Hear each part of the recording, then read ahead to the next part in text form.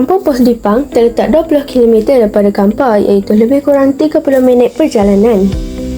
Perjalanan ini terasa singkat kerana keterujaan kami untuk masuk ke Kampung Pos Dipang dan mempelajari keunikan anyaman untuk tarian sewang bersama penduduk di sana.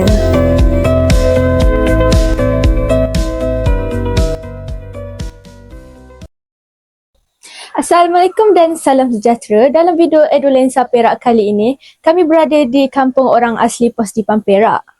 Kami ingin melihat keindahan dan keunikan anyaman sewang. Kami ke sekolah kebangsaan Pos Dipang terlebih dahulu sebelum mula masuk ke kampung orang asli di Pos Dipang.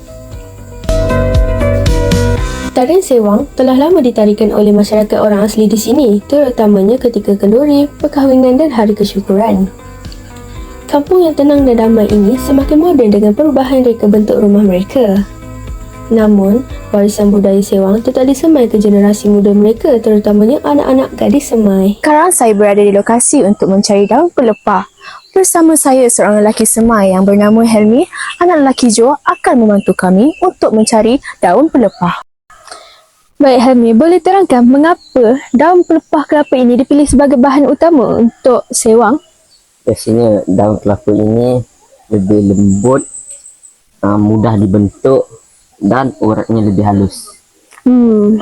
Adakah terdapat pantang larang ketika menebang pelepah kelapa ini? Tiada pantang larang, tetapi kami akan mengambilnya pada waktu pagi. Sebab pada waktu petang daunnya lebih kering. Helmi, seorang remaja semai kerap kali membantu penari sewang untuk mendapatkan daun kelapa. Beliau juga membantu kami untuk mendapatkan daun kelapa yang sesuai untuk anyaman perhiasan pada kini.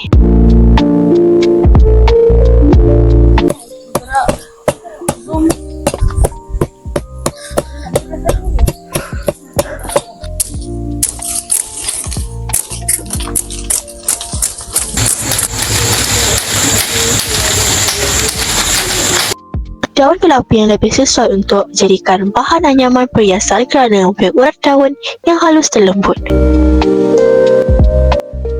Kami kembali semula ke SK Pos Dipang untuk bertemu dengan tetamu iaitu penari-penari sewang. Tarian sewang memerlukan perhiasan untuk mempersembahkan tarian. Perhiasan dipakai di kepala dan juga pinggang. Bahan utama untuk anyaman perhiasan ini adalah daun kelapa.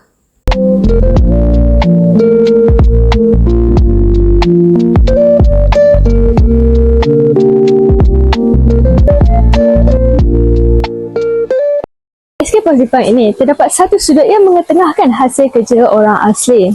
Untuk kerja seterusnya, kita akan mengayam perhiasan sewang di sini.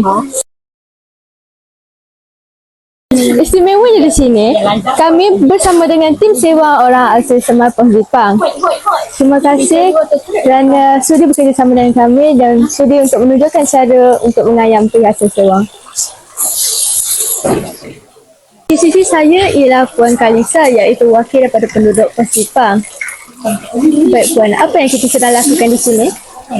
Baiklah, sekarang kita sedang merawat untuk membuat anyaman daripada daun kelapa, dibagikan kepada dua bahagian.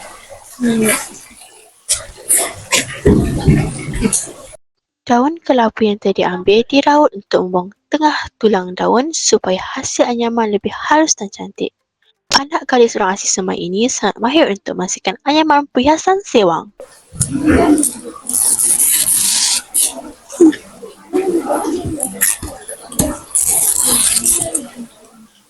Puan Kalisa, boleh Puan kongsikan asal-usul tarian sewang ini dan juga kegunaan perhiasan sewang ini? Saya hanya tahu 3 perhiasan saja, iaitu kepala, pinggang dan juga tangan.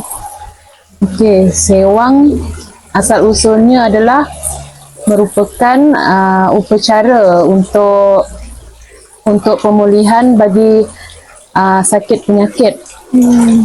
Iaitu dia akan membuat persembahan dengan aksesori dari kepala, pinggang dan bahagian badan yang diperbuat daripada daun kelapa. Untuk aksesori bagi tarian sewang, ia merupakan satu persembahan untuk menarik roh-roh daripada roh-roh alam sekitar untuk bersama semasa tarian sewang tu.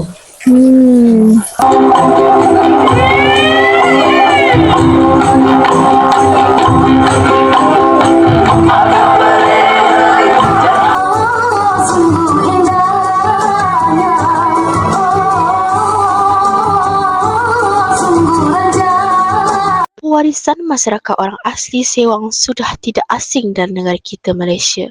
Namun ia tetap perlu terus dipelihara agar tidak lapuk di hujan, tidak leka di panas. Begitulah secebis di sebalik tarian sewang dan perhiasan. Bukan hanya seni tangan tetapi ini melambangkan kasih sayang mereka terhadap alam sekitar dan warisan nenek moyang mereka. Dunia moden ini bukan hanya berubah tetapi warisan ini masih dikekalkan. Semoga dokumentari ini dapat buka mata kepada kita semua betapa pentingnya identiti dan tradisi bangsa. Warisan yang berharga ini haruslah kita pelihara dan wariskan kepada generasi yang akan datang. Saya, Dia Kairani, Dan saya Kemilia. wartawan dari SMK Kampar melaporkan dari Pos Jipang. Warisan kita, Tanggungjawab bersama.